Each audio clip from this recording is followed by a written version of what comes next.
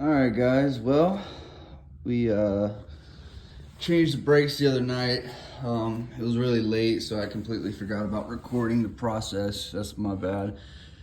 Um, so basically, when I got my new tires put on, the bike shop told me like, hey, your front brake is one of the pads is really low. It's about to get down to the bare metal, so you need to change your brakes out. And then my back brake hadn't been working since I bought the bike. So I had just been using the front brake the whole time, which is a little sketchy.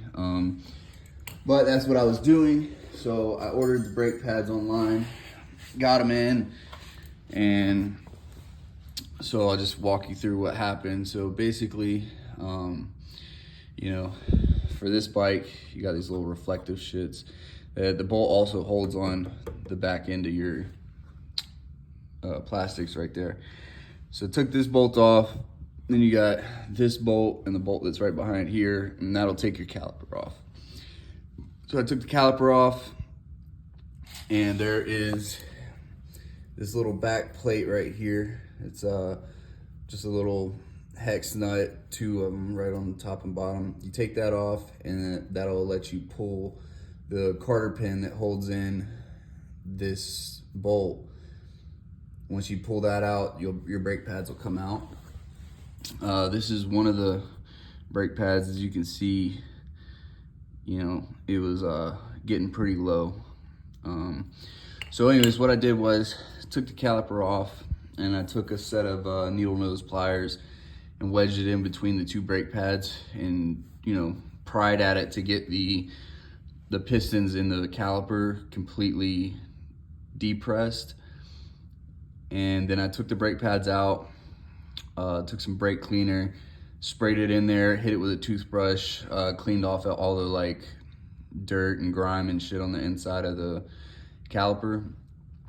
And then my buddy recommended that I put some anti-seize, which is this stuff right here. I just took a little Q-tip and rubbed it around the pistons in there, so that way as you compress and depress the brakes, it'll kind of work its way in there, and it'll keep it from your pistons seizing up in there and having to buy new calipers. So I did that, put the new brake pads in, basically reverse step, put the pin back in, put the carter pin in, put the cover back on, and then slap it in there. To change the fluid out in this, you can take a hose, and you just clip it onto this little nipple right here.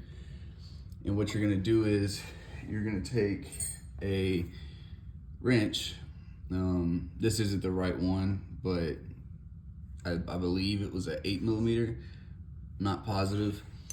And there's a nut at the bottom of this nipple. So what you'll do is you'll squeeze your front brake handle, like pump it up till it gets tight, right? And it's like your brake pads are squeezing on the caliper. When you got good pressure, you're gonna squeeze and hold this down while your hose is connected to the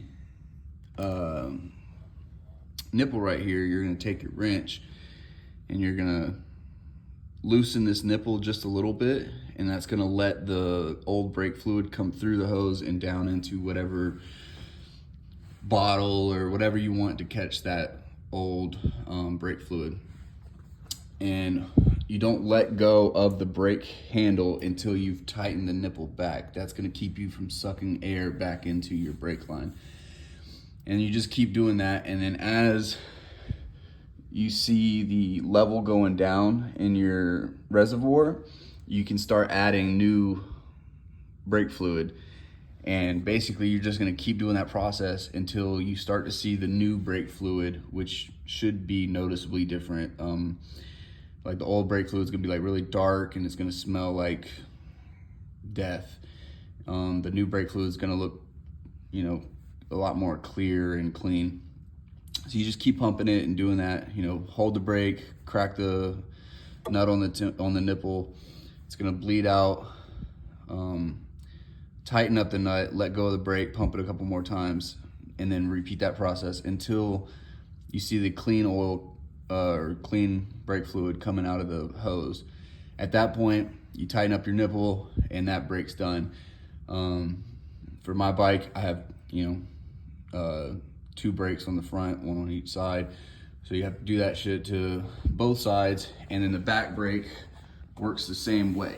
Now, for other bikes, like my buddy's Gixxer over there, which he needs to come get out of my garage.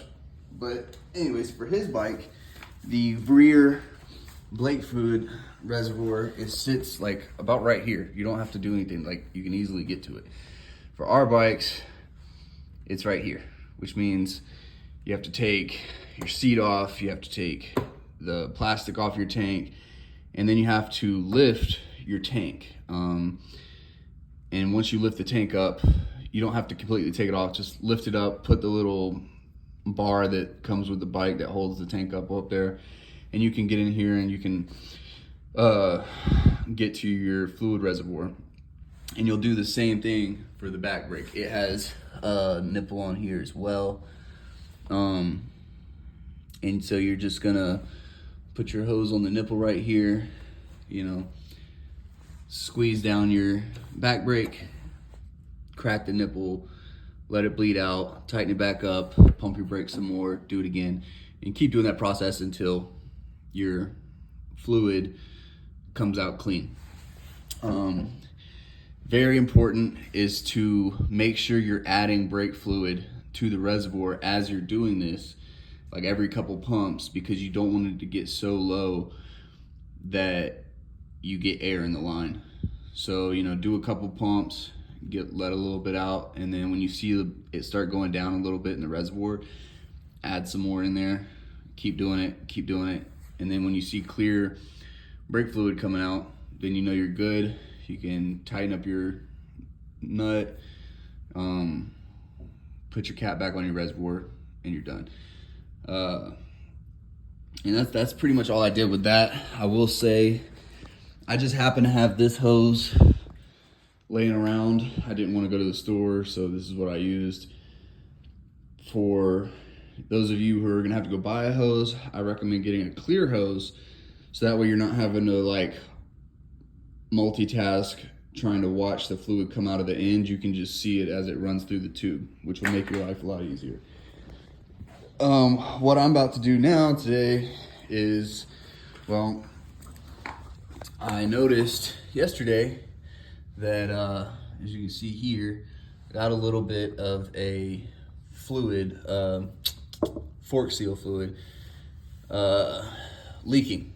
It looks like it kind of stopped overnight, but either way, what I'm gonna do is, I found this neat little trick online, where you can take a little cheap piece of plastic from the lid to a coffee can or something, and you cut it to where it's kind of got a little hook in it, and you can take this dust cover seal, pull it down, clean it off, and then you shove the little plastic tool up in there underneath the fork seal, which actually sits up in here, and you can run it around the fork and it'll scoop the dirt and grime out, and then you wipe it all clean, and then you get on your bike and rock it a little bit to get the forks to move. And if you still see grime coming out, you just keep redoing it. You'll clean around the fork seal, wipe off your fork, shuffle the bike a little bit to get the forks moving, check it again. If there's still oil and grime and stuff showing up down here, then you just keep doing it until it comes out clean. Make sure you clean your dust seal really well, and then you pop it back into place. So I'm gonna do that and see how that works out for me. First, I gotta take this off. But yeah, so that's what I'm looking at doing today. Hopefully it only takes me about 20 minutes, because I'm planning on going for a ride tomorrow. So yeah, that's about where I'm at with that. So I'll post another video to let you guys see how it worked out. All right, see you later.